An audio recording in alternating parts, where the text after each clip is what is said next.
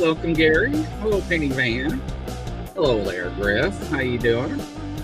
Welcome, everybody, to another edition. Hello, Tammy Johnson. I should eat all those flaming hots. Kind of spicy. So how you doing there, Justin? Oh, I tell you, I am recovering after a long, hard 2 weeks, guys. I had family coming down to visit us down here in Florida, and we were running nonstop. And it done plumb wore me out. So that's why we took last week off. I was just wore out. I had spent last Thursday morning out fishing with the family. We had about 14 of us out on a boat, what they call a head boat. And between the 14 of us, we caught over 100 keepers fish, and we threw away at least that many. So we had a great time out fishing. And then I had some other stuff that night to do, and by the time it was time for the show, I was plumb wore out. So Grizz made an executive call and told me to go to sleep. Yeah, relax. I needed some little time too. So yeah, no big deal. So welcome everybody. Round of applause. Welcome, Lenny. Audio and bye. Welcome to the house with Catherine. Nice to see you. Crystal. Are you eating your chocolate? The body's at the floor. The body's at the floor. Anyways, I got me some flaming hots. Now I guess that cured my sugar thing. I guess it was low. Good. So, but we got somebody that's joining us tonight. Let's go ahead and bring him in. Yeah, come on down, Chris. What's up, guys? Hello there. So what are we talking about tonight? I don't know. What you got on the plate there, Justin? Well, we're going to kind of go out of a continuation from our last show. Somebody had brought up... Yeah, we got a few things. Somebody had brought up the idea of this Russian angel statue that was supposedly found in Siberia, somewhere in Siberia in a gravel mine. And they wanted me to check it out. So I did some digging and got a little bit of info on that. You got pictures of it? Because I do. I got the video. I got everything I could find on it. I got some translations of some of the comments. So we're going to take a look at it. And then that wasn't enough for me. And so I started digging to see if there was any other like statues or anything that kind of fell into the same category. And I was really surprised because I didn't really find anything else. I mean, yeah, we have our typical conspiracies of, what the Statue of Liberty really means and all this kind of stuff. But that's not really, not my alley. I love a good conspiracy theory, but that's not paranormal or cryptid. But I did find some ancient carvings or bas-reliefs that definitely have some interesting ties. So we're going to talk about those tonight as well to see what we can find out. Sounds good. So, and then I know, Chris, you just did a show on some ancient monoliths and stuff like that. How did that go? I didn't get to catch it all, just a few minutes of it. Yeah, pretty good, pretty cool. We covered. I just briefly touched on the rock ship as part of the presentation, but there's a lot of the similarities that you'll see, especially Machu Picchu and some others across the world that have very similar aspects to them that are unexplainable, which is really interesting. Yeah, but it's a good show. I definitely have to dig into that rock ship. Always had a interest in the ancient monoliths and how they're connected. I'm a big believer in the fact that ancient history was not what we were taught or what we believe it was. I believe it was all connected. I firmly believe that all the continents were fully populated with advanced civilizations, not advanced technologically in the way we are, but in their own ways. And I really think the true histories bear that out. I believe, like you said, that the connections between pyramids and different continents and the same type of symbolisms and all this kind of stuff, I think if we truly look at it, it definitely bears it out. Oh, yeah, most definitely. Yeah. We just go look at the Egypt stuff that was found in what was it, Grand Canyon somewhere? Right. Yeah, in the Grand Canyon, and they blocked it all off and won't let anybody back in there. I mean, just things like that just make you go, "What the hell?" Yeah. Copper from Upper Michigan being found in Egyptian burial tombs and all this kind of stuff. I mean, the evidence is there. They just don't want us to look at it. Absolutely. And we can come up with 100 different reasons why. I don't think we'll ever know that part of it. I'm with you on that, though. I think that our history is definitely not what we've been taught. It's not. I mean, by No. no means. Not at all. All right, so first we're going to get into this Russian angel statue. I'm going to kind of take you down the path that I took to find it, to do my research. I kind of enjoy doing it that way so people can kind of see my thought process and how I go about researching stuff. So first I'll bring you guys to a YouTube video that is where I found it. And then I was actually able to track it down to the original TikToker that posted it. And then we'll break it down from there. So let me get into the sharing mode somehow. Let's see if I push all the right buttons here. And we're going to come here.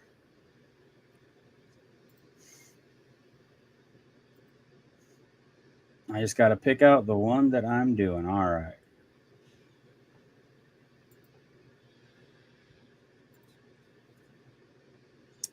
So we're going to share this screen there. Is that popping up for everybody? Yes, sir. Yes, sir. So this is a video that I had found on YouTube, basically depicting the original video. Я скажу эмоции, просто не рассказать. Душа куда-то аж упрыгивает. And basically just what we're seeing is they're showing the statue that was Не found. писать, это просто не рассказать. Почему так?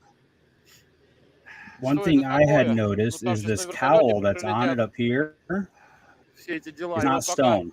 не приехали все эти товарищи, мы вот тут с ребятами вырвались. Ребята, это вообще And then, трындец. of course, they're going to Такие take their эмоции. selfies with it. Андрей, Денис, сними меня.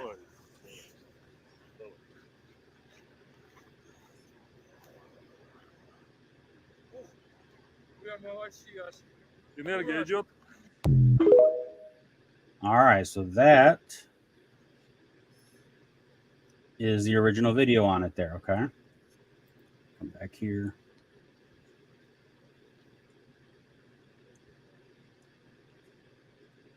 And we'll close that down. So that... Hold on a second. I got more video playing in the background. There it is. All right. So that was the original TikTok video that I found on it. I found some other ones that translated everything. I wasn't sure how accurate the translations were on it because it was other people posting it on there.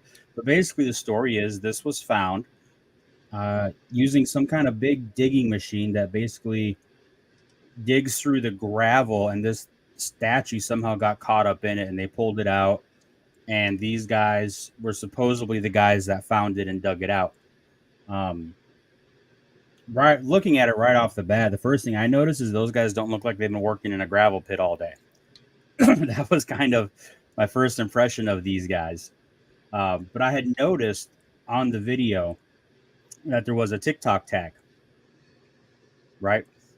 And so I went and tracked down that guy's TikTok. And let me see if I can pull that up for us. And we'll take a look at who this guy is that TikToked it and what he was saying about it. So I will pull this up.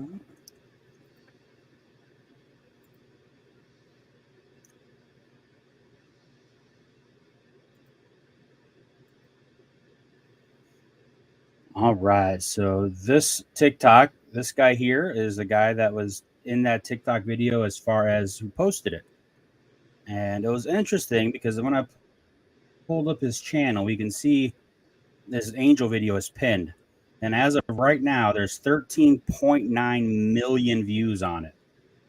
So this is huge. And if you go through and look, you can see that this is his biggest video. He doesn't have, a million views. So this was a huge thing for him. And if we play it, Блин. Вот это we да. can see Короче, it's the same video. It's exactly the same thing. Oh, hold on. I'm scrolling my little wheel on the mouse, and apparently it's switching me all around. There we go. блин. Вот And это да. Короче, lots of разрыли comments. экскаватором такую, ну я скажу, It was эмоции просто interesting не because рассказать. while Душа researching this, I куда-то did find it was part of a Simpsons prediction, kind of. Yeah, I kind of remember If that one. everybody's знаю, familiar with конечно. the Не Simpsons описать, predictions, рассказать, there was one where they found an angel что это skeleton такое. Ну там сейчас на вертолете пролетят buried somewhere, so it's not quite the same, but все эти close. дела. Вот пока не приехали все эти товарищи, There's мы a вот lot тут of people с talking about how ребятами this is real. They talk about the Book of Enoch. вырвались. It feels so real. Look at Ребята, the это, face, like all this kind of ребята, stuff. это вообще трындец. Какие Now, эмоции. on my phone, Андрей, Денис, сними I меня. can get these translated, and for some reason on my laptop, I wasn't able to get any of these comments translated. But I did take some screenshots of that, so I'll pull that up. So Вот on это the video да. again, it's just Короче, about a minute. разрыли экскаватором такую, ну я скажу, эмоции просто. So that is this guy, Yura Amy R 28RUS. If you want to look him up, see the original video and how he posted it. Did you notice anything about the equipment in the back? I just thought it was a big I machine. won't say I it yet. don't know enough about heavy equipment to know what it I know was. it's I the don't know anything surrounding about it. areas and stuff. I looked at that and the soil and the rocks and everything else. So yeah, It looked like it was all written in English. It said power screen. It had another word down on the bottom of it. Looked like it was English.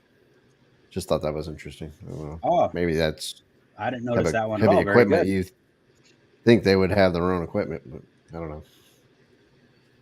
Maybe it's English. I don't know. International, I guess. Yeah, it could be. We get specific kind of. It's good notice. I didn't spot it. Yeah. All right, so let me pull up some translations that I got off the original video because people are asking this guy, "Hey, you know what's going on? What's happening here?" So I was able to screenshot them. Like I said, my phone can translate it. So basically, this guy made his own video right here as a comment, and he was saying that this was not his video. He didn't film it. He had found it on WhatsApp and decided to repost it here. So where it actually originated from, I couldn't track down. This was the closest to the original source. But in the comments and in the translation, what we find out is people are going, like, we know who this is. The statue is a local statue. This one here, she wasn't dug up. She's just been standing there for a very long time. And another one posted, "Oh, this was some of our local guys, and they decided to make a joke and no more."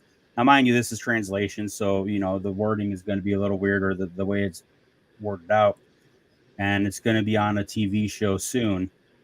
So even the original guy was not trying to pull off a hoax. He just saw this cool video and wanted to post it. And people that are claim to be from the area are saying, you know, this isn't what you guys think it is. This is a local statue that we have that we know about. And, you know, that's just all there is to it. Mm-hmm. So I found it was fun. It was a good one to look into. But couldn't really track anything more down from that other than the fact that a lot of people grafted onto it and just blew it up. And I think that's really indicative of what happens. And when we do research in the paranormal stuff, somebody will hear a story and run with it and blow up with it without even bother looking into where it comes from. You know, and I'm not saying I'm the first one to find this out. I'm not, because if you go look, there's been many videos debunking this and going through, and other ones saying, you know, no, you were told to say this, and it's actually a big cover up, as people always say, because they want to believe what they want to believe without. Well, those are not going to get the views or the hits though. So That's why Right, you're not seeing it exactly. out there. It's not ranking. Exactly. So that was the whole Russian angel statue thing. So it was fun. It was a good thing to look into. It took some time, and I always enjoy doing that kind of a research thing. But like a lot of things we find when you track it down to the source, it's not what we originally think it is. And as a researcher, I think that is what makes the difference, between, well, somebody that's not a researcher, they're just a poster, or they're a fan person, or they're trying to get hits and views or get popular or whatever, than somebody that actually researches stuff. So would you say where the original statue is located? No, I Did you couldn't find that? anything that definitively said where it was. Like the guy said, it was on WhatsApp and he reposted it, and I have no clue how to track down anything on WhatsApp. I don't even think you can. I think it's one of those. A lot of people use deleted. to lay low and do things Right. behind spouses' back and talk to international people. So I possibly maybe could have like tracked down some of those commenters and see what cities they were, but that would have been, to me, just kind of like, I don't know, I didn't really feel like it. Over the top even for me at this point. Yeah.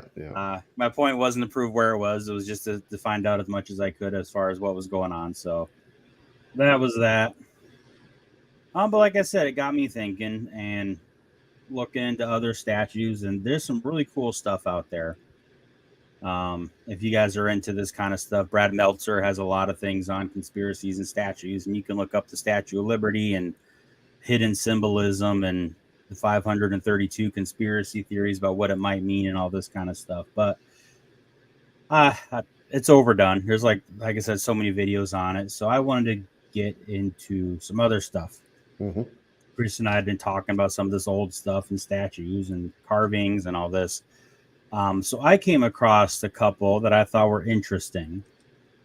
And basically what it boils down to is there's some ancient sculptures, some ancient Greek stuff, some ancient hieroglyphics, all these different things that supposedly portray like modern technology. And I'm sure you guys have seen some of these, whether it's, spaceships painted in ancient Renaissance paintings, or, helicopters and hieroglyphics, or all this kind of stuff. So we're going to go over some of that and get your guys' take on it, see what you think, and then we'll go over what the experts are claiming.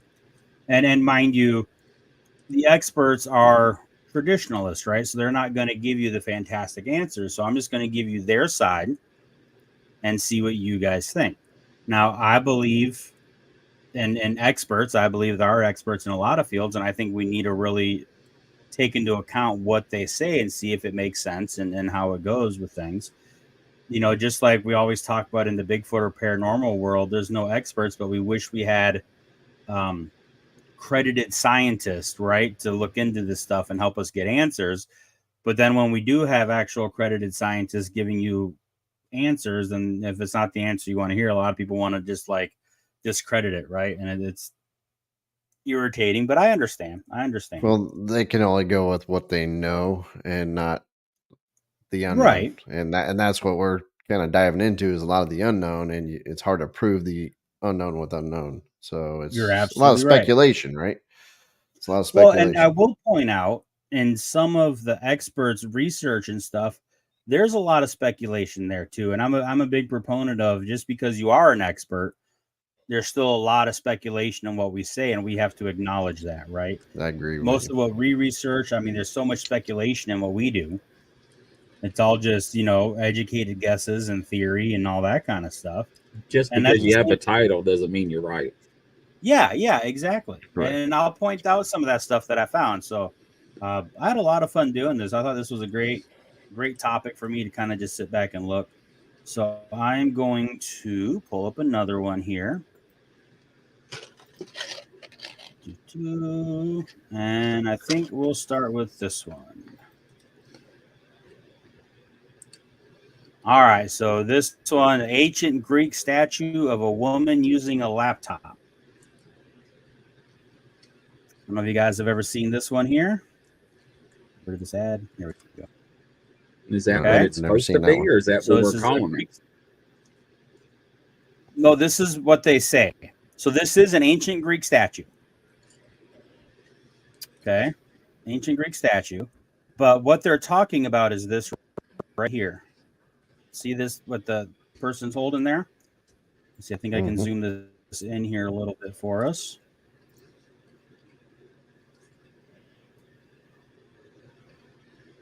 If it's going to load for me. Come on.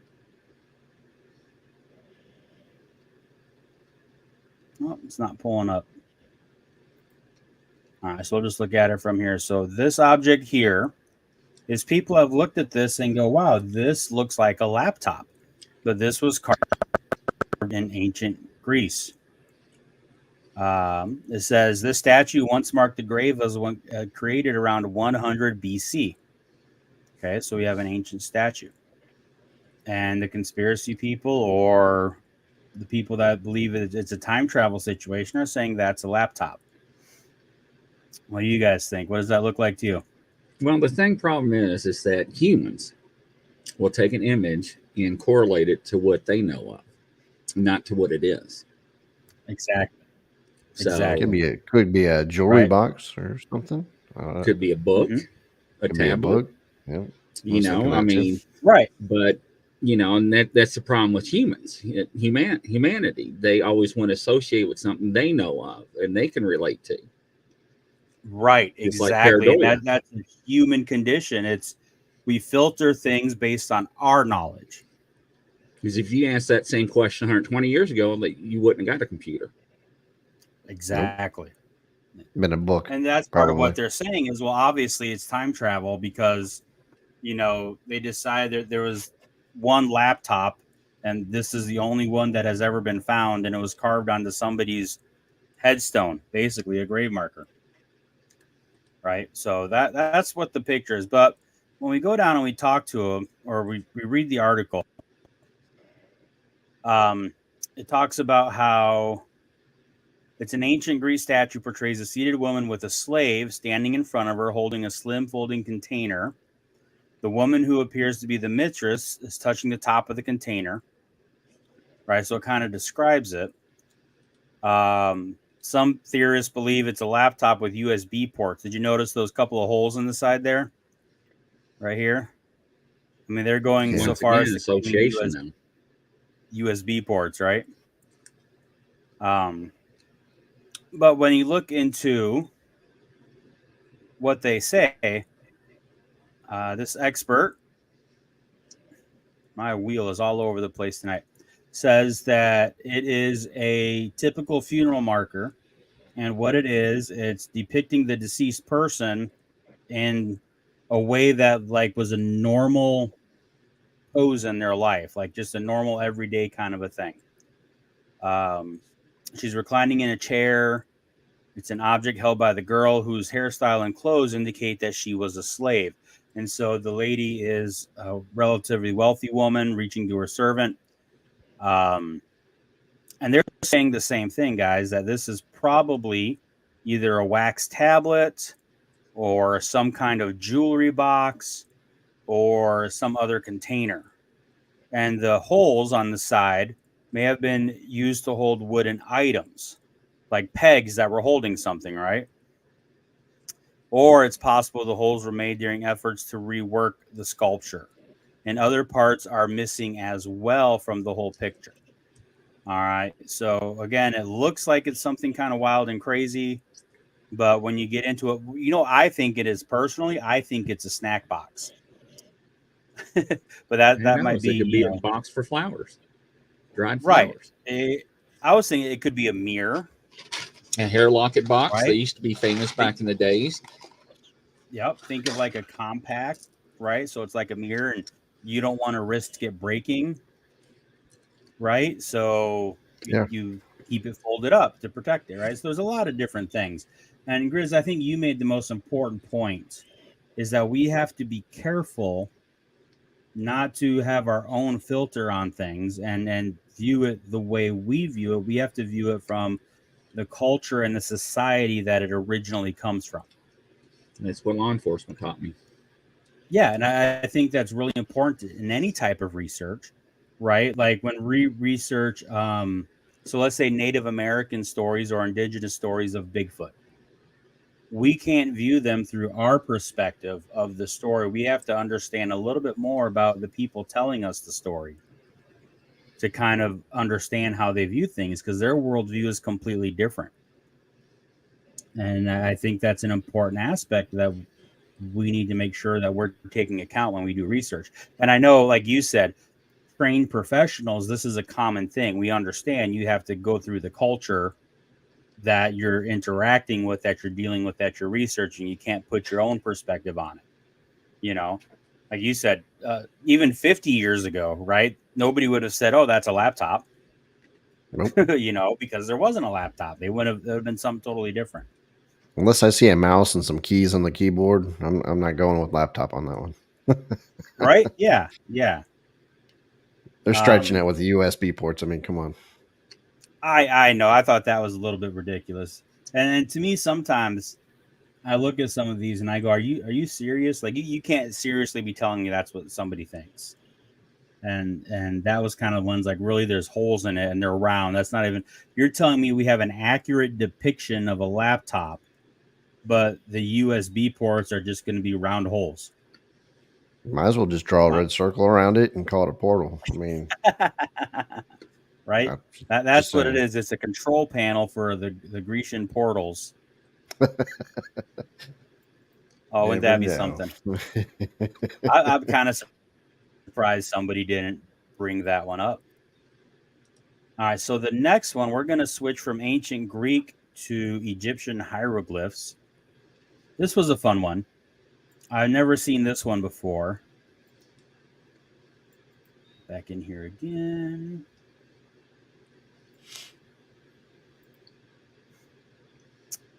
Helicopter hieroglyphs. All right, now this one's fun. So if we look here, we can see that this is a whole set of hieroglyphs. Now, where this comes from is the Temple of Seti. Here's the whole temple here.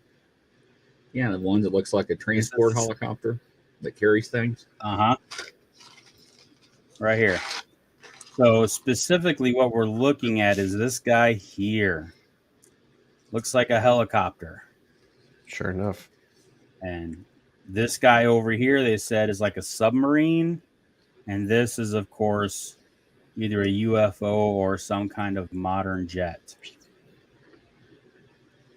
Okay, so the submarine one looks more like Star Wars or something. Right? It looks like a speeder, doesn't it? Yeah. Now, exactly. at first, I'm going, this is Photoshop. This is straight up manipulation. You know what I mean? Like, sort of looks that way. It does, doesn't? That was my first inclination on it, but actually it's not. This is the legitimate carvings of what's at this Temple of Seti. It's in ancient Egyptian. See if I can get a date on it. I don't think there was one.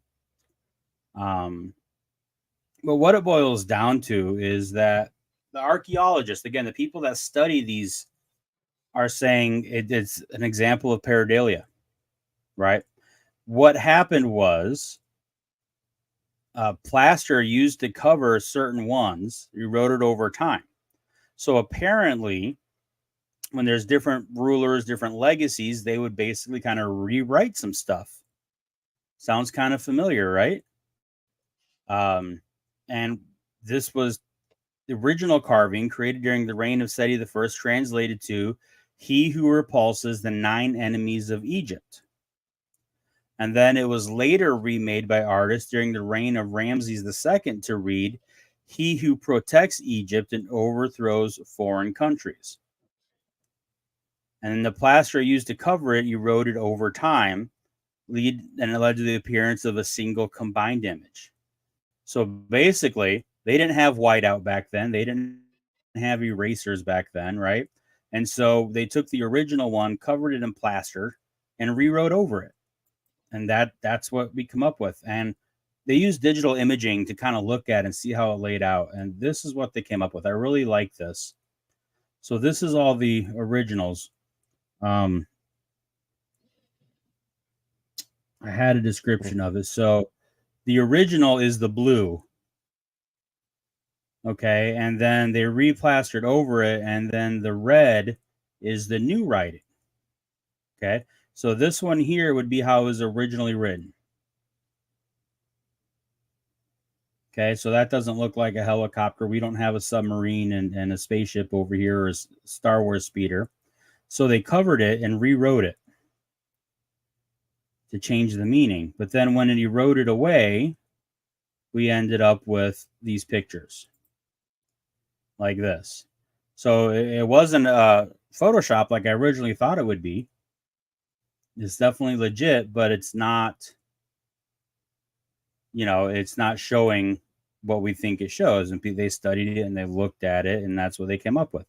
And it's fun because you read these articles, and if anybody wants links, I can send links and all that kind of stuff. They're really short because it's really a short explanation. There's not a whole lot to it. Mm-hmm. But I thought it was cool how they gave us the original, inscription of what it meant, and then they gave us the second one. Yeah, that's cool. It's neat. And just like you said, it could be paranoia completely. I mean, who's to say that their drawings don't just happen to look like something? Like, I mean, Yeah. it could be lettering that just nowadays we can apply it to something that we know, and just by chance it looks like that. What's it? The Rorschach ink blot test for Rorschach. mental people. Yeah. So you show people those ink blot tests, and you're going to get different answers. Yeah. That one, I mean, I could definitely see where people looked at that and said, whoa, that's a helicopter, bro. I don't know what else that could be.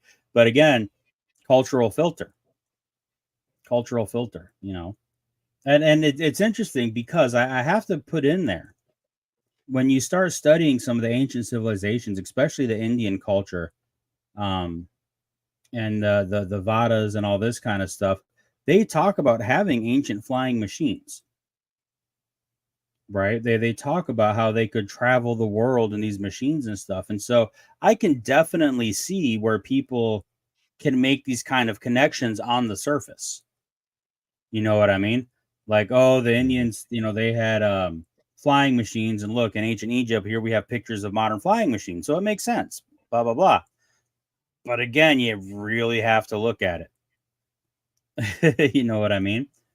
That was cool. And I found a few different examples like that, but I thought that one had the best photos to go with it. And like I said, was the one that looked to me like it was a Photoshop, and it wasn't. So even when we look at it right up front, we could be wrong too. So we have to. They used the helicopters to build the pyramids.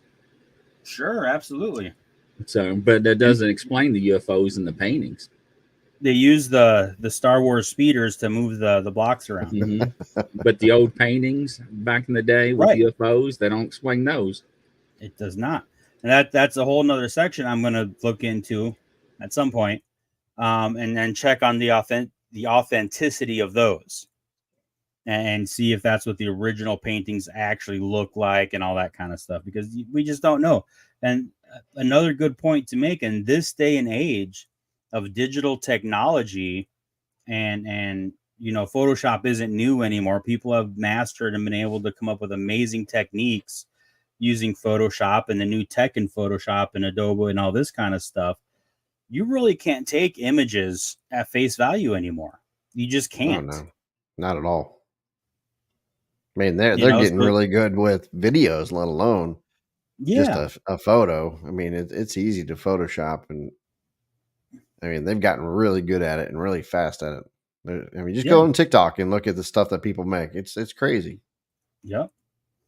If somebody shows me a picture of the Last Supper and there's a UFO hovering outside the window, I am going to have to go and try and find an original picture of the Last Supper and see if it's there, regardless of how good it looks in the picture that I'm looking at. No, I think it was Mary the UFO was in. The Virgin Mary. More than one. It? Yeah. I was just using that as a well-known example. Oh, okay. Yeah. Well, a good example of pictures, when I look into pictures, is there is a picture depicting, I might get this wrong, so don't crucify me on this one. I want to believe it's like Chinese war parade or a Chinese army or something like that. And there's in the procession, it looks like long-necked dinosaurs, like sauropods in the procession. And it looks like they have people riding them. I ride one. You know, I would ride one. Heck yeah. But again, those are things that are in paintings, and you got to look at the veracity of it. And that's, another area I'll go down sometime. That brings us to my next one. And this is one I wanted to dig into because I have known of this bas relief, as they call it, for a very, very long time. I think this is real. 80 to 90% maybe a possibility of it being legit. I am a firm believer that dinosaurs did live with modern man. I believe they lived up to a certain point in very, very small groups and populations. And I believe that historical records bear that out. Not only that, there's been accounts where they actually have human footprints walking with the dinosaurs. Yep. That they dated back and traced back. So one of our very first guests, herself came on, Amanda, talked about her own personal sighting of a pterodactyl when she was young and up in the Georgia mountains. People are still seeing ones to this day. And so when I was doing this whole thing with statues and engravings, I definitely had to pull this one out and kind of dig into it. And a lot of you may know this one. It's the Stegosaurus engravings. So let me pull this one up for us. And what I like about this one is I actually found somebody did an actual scientific paper on it. And so we'll get into that one. So the Stegosaurus engravings at Top Rom. And this is by David Wetzel. I'm going, who's David Wetzel? So I looked him up. He is a cryptozoologist and a creationist. He has a BS degree in physics and engineering, a bachelor's degree. And then he just got his master's degree a little while back.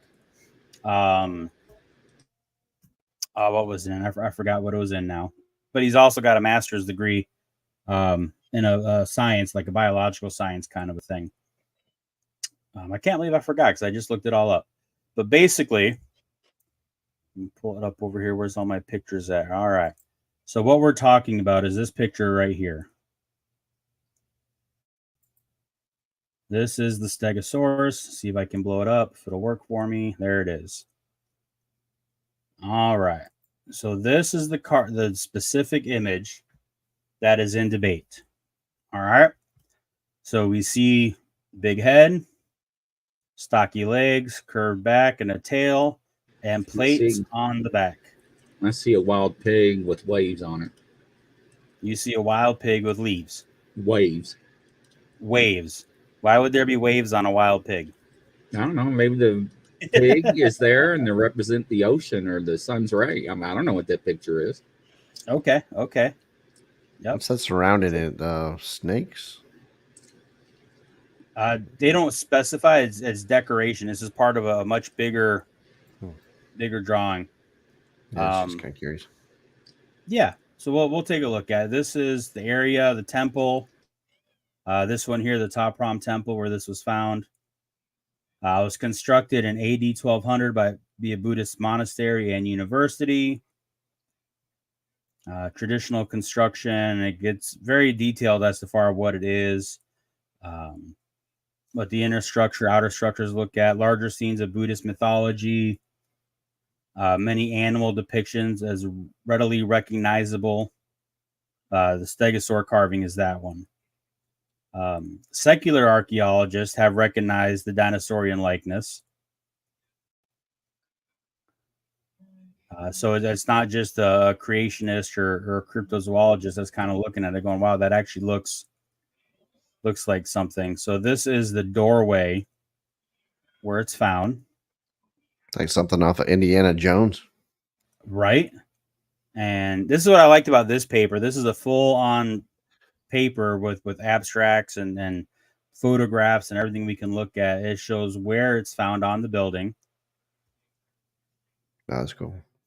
Yeah, right. And it talks about the objections. All right. So, people talking about that it doesn't really look like a steg very well. Stegosauruses are known for having spikes on their tails, and there's absolutely none depicted in the picture. See, Rebecca says it looks like a goldfish in the wave. A goldfish in a wave. Okay. Here's an elephant I was going to say engraving. that's an elephant. Yeah. Yep. But we can tell it's an elephant, right? Right. Like it's legitimate there. A lot of people think that the plates along the back are just the background. They're like leaves. They're flourishes. They're I was thinking nothing. leaves too at Just one decoration. Point. Yep. And so what he did was he made a picture, altered it, and took the plates out to kind of see what it looked like. Looks like Still don't. So Grizzly's saying that looks like a pig to him. Well, that's what I related to. I could be wrong. A rhinoceros. Well, it's objective. It's what you think. Rhinoceros with a little horn. A rhinoceros, right? Mm-hmm. I think that was the main one, was the rhinoceros. Obviously, it's not an elephant. We saw what the elephant looked like. There's no nose on it. And so the main objective is that they're just decorations around the background. Then he goes into it. And again, he took hundreds of photos. They look at everything. He examined leaf work inside the frames and outside the frames. He took measurements of the depth of the leaf work. This was a water buffalo engraving with leaves as decorations behind it, and then the same framework here. Yeah. See that? And so he measured the depths to see, but he's saying in these ones, you could clearly tell it was a background decoration. We see the line delineated right here, and the leaves kind of go all the way around it. Mm-hmm. Oh, how do I get back off of that picture?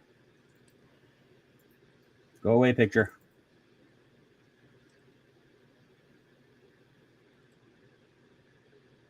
Does anybody see an X on there where I can get rid of the picture? There it is. Okay. All right. So he's taking measurements of it. And when we read the article, it tells us the depths of everything. So here's that water buffalo again. There's the Stegosaurus again. And he's saying that the way they're carved is different. He says to him, these are clearly in the background as decoration, where these appear to be carved as part of the animal. So that's his analysis of it. And same with the same decoration. I wonder if that's just a flourish. I don't know if that's supposed to be anything particular. Yeah. It didn't specify in there. And here he's talking about the plates of the stegosaur are distinctly different. It seems the artist went out of his way to give the plates deep and varied relief, so much the tops actually appear stubby rather than pointed when viewed from above. The top-down view clearly shows the difference between the plates of the stegosaur and the leaf work around the water buffalo. By using relief around... Go ahead. I was going to say the leaves look like they're set back further. Yep. Into the image. So that's what he was doing, was measuring the depths and the style of carving. Depth analysis of multiple carvings around the temple consistently revealed a relief of approximately 1 millimeter above the background for decorative flourishes. And then he used that as the example. And then he said for the Stegosaurus, it was 2.5 millimeters. And so that's kind of his basis of saying, no, this should be considered part of the animal and not a separate background thing. And then just more looking at the different angles of how they appear and stuff.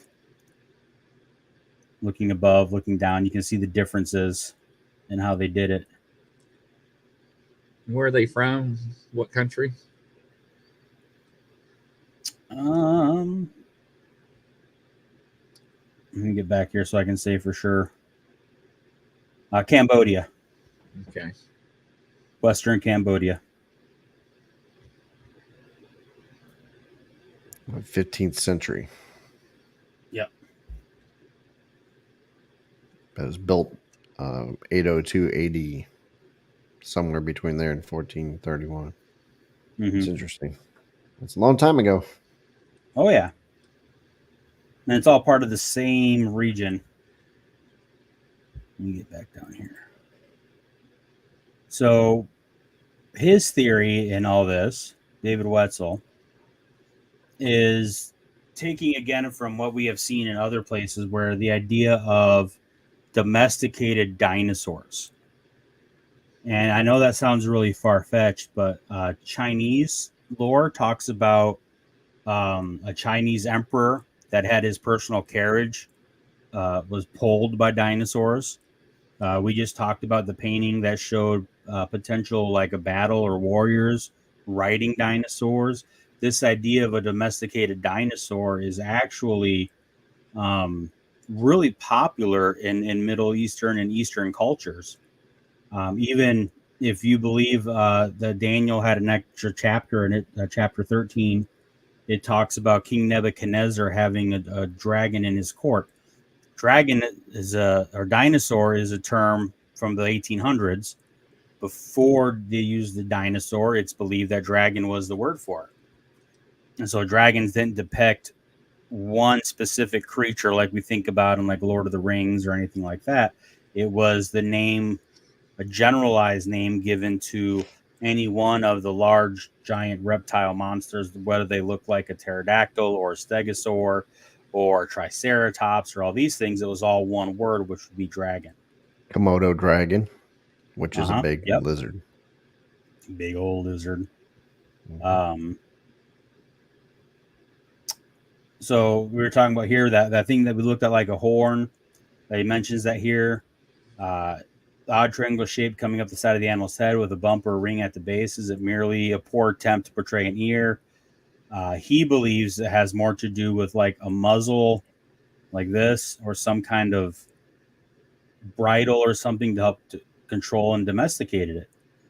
Muzzling would have kept it from biting. So here's he's going through as to why he thinks and what would be if it was. Talking about the spikes on the tail. Stegosaurs have spines on them. Some of them have spines down their whole back. Other ones specifically only at the base of the tail. And he's saying it's not there because if it was domesticated, they would have removed them. Just like today in Cambodia, they remove the tusks from elephants that are used in public. Makes sense, right? So if it was domesticated, it kind of makes sense that it doesn't have any of that stuff on there. And he goes again, the Chinese connection. They had a service as early as 1611 BC. The Emperor of China appointed the post of royal dragon feeder. So what he's doing is pulling in historical context as to why it would make sense that this would be a dragon or a stegosaur, dinosaur, because other places in the same time frame talked about having dinosaurs. It said the royal dragon feeder, whose office primarily responsibility was to deliver food to the sacred dragon ponds. The Song dynasty, an emperor who raised dragons within his compound. The Song dynasty overlapped the time frame of the construction of that temple. So it's a contemporary mention of having dragons, having dinosaurs. And that's one of the things people that study history look for is, are there other contemporary records outside of that same culture that report the same thing? Marco Polo visited China in the late 13th century and brought back reports of dragons. Ming Dynasty landscaper depicted a dragon, a dinosaur type creature pulling a chariot. Or it could have been sculpted just out of folklore alone. Potentially. Yeah. And that's where, you have to kind of look at, if it's folklore, it's kind of like when we look at Bigfoot. If it's folklore, is there going to be a prevalence among cultures of the same type of things? Right? And you could argue for either way. That's why it's an argument and it's not a proven thing. It's a debatable thing, right? Right. Is the Native American tribe in South America having a Bigfoot any correlation to the Chinese having the Yeren? And is that any correlation to Canada having the Sasquatch? Cultures that don't generally interact have basically the same monster. Is that considered folklore and they just individually derive them? Or is it because there's something actual to it? Correct. Right. And I think that's kind of what he's pointing at here too, as he brings in all these different cultures from the area that have them. And here it talks about it's a matter of historical record that the Chinese sent numerous delegations to visit Angkor. So there was some kind of interaction there. Nothing more about the dinosaurs in there. But what's interesting, and this I did not know until I read this paper, was that there's actually a second drawing at the same temple of a stegosaur. See this here? Now, this one isn't as intense. It's not in the big bas relief style. But as we can see, it is basically the same thing. You can see it up here. And then, of course, we got the infamous red drawing. But it has the same basic. It has the harness here that he's talking about. It looks it's a different angle, but it's the same kind of head. And we've got the plates along the back. Similar. Very similar as the other one. Very similar to it, yep. Oh, wrong button. There we go. So we'll pull it up here again if I can. Nope. Okay. I say you should have put it side by side. I don't know if he did that or not. I don't know if I can do that. I'm still working out how to show all this stuff. But it's the same kind of thing. So it has, like the thing by the head up here that he was talking about. Yeah. And we can pull it up here, right? It's not exactly the same, but it's a little bit different angle. So it's definitely an interesting comparison. And I think it really says a lot that it's not just an isolated case of, hey, this is something, a pig, a hippo, a rhino with some decorations about it, because here's another one depicting the same kind of a thing in a different style of drawing. It gives it more validity for the argument. Yep, exactly. And so he goes in and talks about the tether and all this kind of stuff. And what I like about this guy is he brings in other non-creationist point of views, because everybody's going to say you're creationist or biased, blah, blah, blah. And so he brings in other non-creationist ideas that say it's possible. This guy's saying, well, maybe they had found some fossils of a stegosaur, and then they did that, So, I mean, there's other ideas, other theories out there. But he's countering, saying there's no evidence that any cultures assembled full skeletons or conducted, studies of the great reptile, so they wouldn't know their anatomy and all this kind of stuff. So, yeah, hey, Penny Van had a good point. There's a really good breakdown. Penny Van said the Flintstones had pet dinosaurs in it, so there you go. Well, okay, there's the whole theory there that the Flintstones are actually a highly advanced post-apocalyptic culture way into the future alongside the Jetsons. So that's a whole other show. I have not heard that one yet. Oh yeah, right. So basically, what it is, it's the ultimate separation of class. The rich people were able to escape the apocalypse on the Earth and was able to live in these these towers way above the sky. Because if you look at the Jetsons, they all live in these above the clouds and everything, right? Mm-hmm. And then the Flintstones are the cultures that were left behind and had to basically redevelop. That's why they have things like bowling and Christmas, right? Because they wouldn't have Christmas in BC. So they should have been showing Mark Zuckerberg's bunkers that they're making right now. I don't know about being up in the sky, but it's still interesting. So then he just comes down and gives a conclusion that he thinks, it was a domesticated stegosaur as part of their normal culture that they would have, and that's why it was depicted alongside of other local fauna, llamas, elephants, water buffaloes, all that kind of stuff that they would have had. And then he cites all of his references and stuff like a good paper does. So very cool. That was it. I thought that one was really fun and interesting. That was a good read. I enjoyed reading that one because I'm a nerd and I enjoy reading stuff like that. Awesome. Well, thank you, sir. It was great. Yeah, so that'll be fun. I thought that was a good show. If you guys have any questions in the audience, shoot them out to us. You can always hit me up on Facebook. I'm always willing to talk about stuff. That that might be another show we need to go down to, is just more dinosaurs, because I love dinosaurs. When I was a kid, I wanted to be a paleontologist. I think almost every kid did at one point in their lives, wanted to study dinosaurs. Right. So we can do a show about more. Well, yeah, I did that, and then ichthyology. I wanted to study sharks. I kind of went between the two. So we'll pull together a show, talk about Mokalia Membe and Natonka and a lot of some of these other ones that are supposed to be out there. I got a subject for you. What's that? Off topic from all that, but I don't know if you've ever done one on the Mandela effect. Yeah, we did a couple of shows on that.